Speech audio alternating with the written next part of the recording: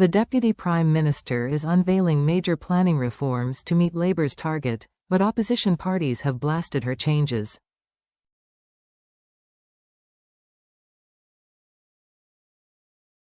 Angela Rayner's major changes to Britain's planning rules have been slammed as a plan to bulldoze through the concerns of local communities and concrete over the home counties.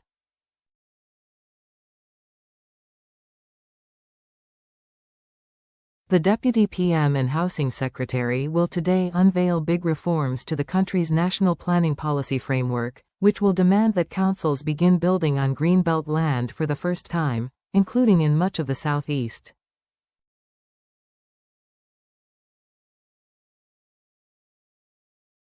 The Labour Party say the changes are necessary to meet their target of 1.5 million new homes over the course of this parliament and tackle the housing crisis.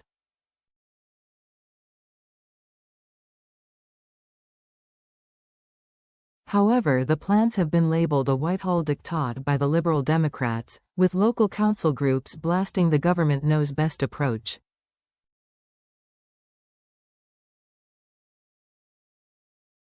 Under Ms. Rayner's new plans, councils will be told they must pull their finger out and start meeting the government's higher house building target of 370,000 a year.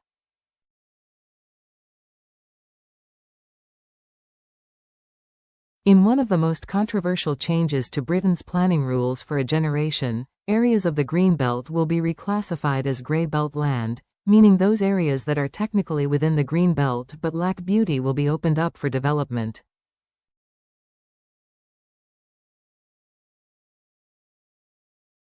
Announcing the plans, Ms. Rayner insisted it is right for the government to be taking bold and decisive action.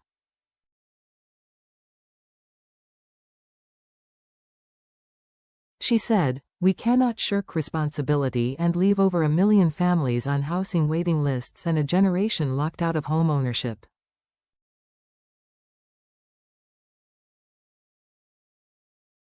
Our plan for change means overhauling planning to make the dream of a secure home a reality for working people.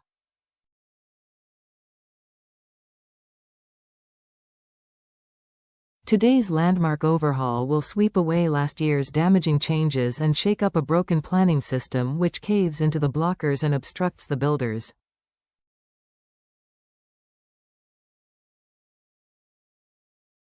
I will not hesitate to do what it takes to build 1.5 million new homes over 5 years and deliver the biggest boost in social and affordable housebuilding in a generation.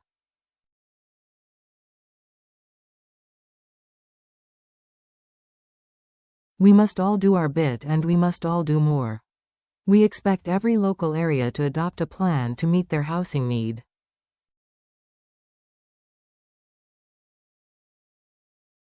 The question is where the homes and local services people expect are built, not whether they are built at all.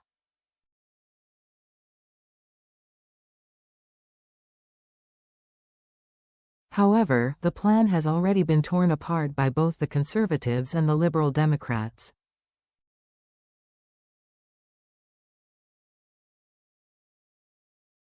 Kevin Hollinrake, the Tory housing spokesman, accused Labour of hypocrisy after they cut London's housebuilding target, despite being the most desperately in need area for new dwellings.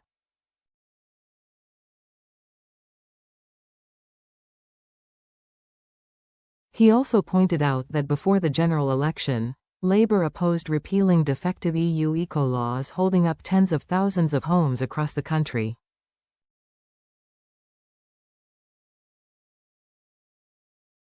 Mr. Hollinrake argued, the Conservatives delivered over 1 million homes in the last Parliament, but it is vital that even more are built in the right places with the right infrastructure.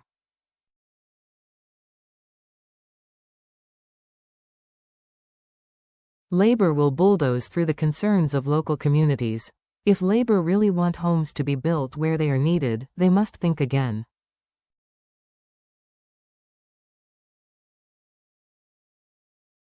The Lib Dems also hit out at the Whitehall diktat, accusing Ms. Rayner of undermining trust in politics with her plan to ignore local communities.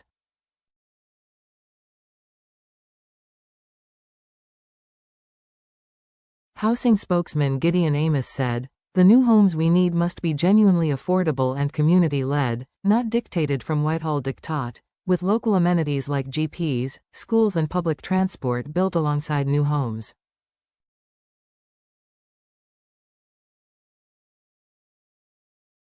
Criticism has also been voiced by the Local Government Association, a body representing local councils who will bear the brunt of the stress as Labour attempts to hit its high target.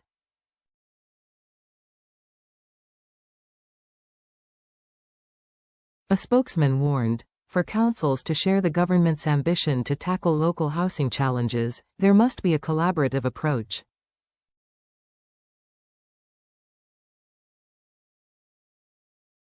It is councils and communities who know their local areas and are therefore best placed to make judgment decisions on how to manage competing demand for land use through the local plan-led system.